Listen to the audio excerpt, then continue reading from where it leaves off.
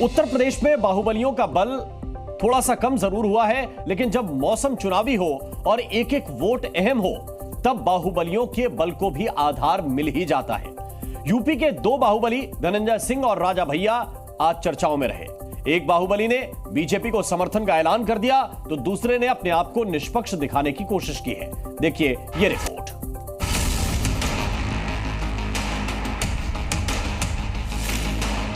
एक तरफ धनंजय सिंह ने बीजेपी को बिन मांगे समर्थन दे दिया, तो दूसरी तरफ राजा भैया ने समर्थन मांगने के बावजूद बीजेपी को मुश्किल में डाल दिया। तो सवाल उठता है कि क्या चुनाव में बाहुबली जरूरी हैं या मजबूरी बन गए हैं। शुरुआत जौनपुर से। जीतेगा जौनपुर, जीतेगी बीएसपी हैशटैग से शुरू हुई बाहुबली धनंजय सिंह की चुनावी यात्रा जीतेगा जौनपुर, जीतेगी बीजेपी पर शिफ्ट हो गई है। जौनपुर में धनंजय सिंह ने बीजेपी को समर्थन का ऐलान कर दिया है। प्रदेश में एक अच्छी सरकार चल रही है, आप लोग भारतीय जनता पार्टी को वोट करें। दरअसल सजा याफ्ता होने के बाद धनंजय सिंह ने अपनी पत्नी श्रीकला को बीएसपी के टिकट पर चुनावी मैदान में उतारा था, लेकिन नामांकन के आखिरी दिन बीएसपी ने जौनपुर में खेला कर दिया।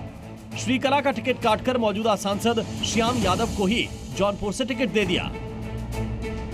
पत्नी का टिकट कटने के बाद से ही धनंजय सिंह सियासी ठिकाने की तलाश में थे और आज उन्होंने जौनपुर में बीजेपी को समर्थन देने का ऐलान कर दिया। यानी कृपा शंकर सिंह को धनंजय सिंह का साथ मिल गया। जौनपुर में बीजेपी ने कांग्रेस से आए कृपा शंकर सिंह पर दांव लगाया है।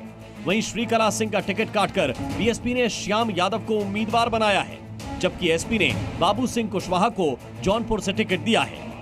यादव समाज परंपरागत तौर पर एसपी का वोटर माना जाता है। ऐसे में बीएसपी की तरफ से यादव उम्मीदवार को मैदान में लाने से यादव वोट बढ़ सकता है और इसका फायदा बीजेपी को मिल सकता है।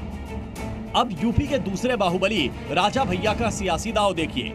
यूपी की सियासत में आज ये तस्वीरें चर्चा में हैं, जब आज राजा भैया के घर बीजेपी के दिग्गज नेता हाजिरी लगाने पहुंच गए, जिनमें केंद्रीय मंत्री संजीव बालियान और कौशाम्बी से सांसद और बीजेपी उम्मीदवार विनोद सोनकर शामिल थे। यूपी की कौशाम्बी लोकसभा सीट पर राजा भैया का सियासी दखल है। यहाँ वोटरों की लंबी चौड़ी तादाद है, जो राजा भैया के कहने पर वोटिंग का मिजाज बदल देती है। राजा भैया की इसी ताकत को भांपते हुए बीजेपी समर्थन की उम्मीद जता रही थी, लेकिन राजा भैया फिलहाल बीजेपी के साथ की बजाय मध्य मार्ग की तरफ जाते दिख रहे हैं और राजा भैया का ये मध्य मार्ग कौशाम्बी में बीजेपी को परेशान कर सकता है। कौशाम्बी लोकसभा में विधानसभा की 5 सीटें हैं। 2022 के विधानसभा चुनाव में 3 सीट समाजवादी खाते में गई थी। 2 सीट कुंडा और बाबागंज राजा भैया की पार्टी ने जीती थी। बीजेपी को एक भी सीट नहीं मिल पाई थी। एसपी और राजा भैया के संबंध फिलहाल अच्छे न हो, लेकिन इतिहास के पन्ने दोनों की करीबियों से भरे पड़े हैं और ऐसे में कौशाम्बी सीट पर राजा भैया के सस्पेंस से लग रहा है कि राजा भैया कहीं फिर से अखिलेश की साइकिल की सैर पर न निकल जाएं। ब्यूरो रिपोर्ट, जी मीडिया।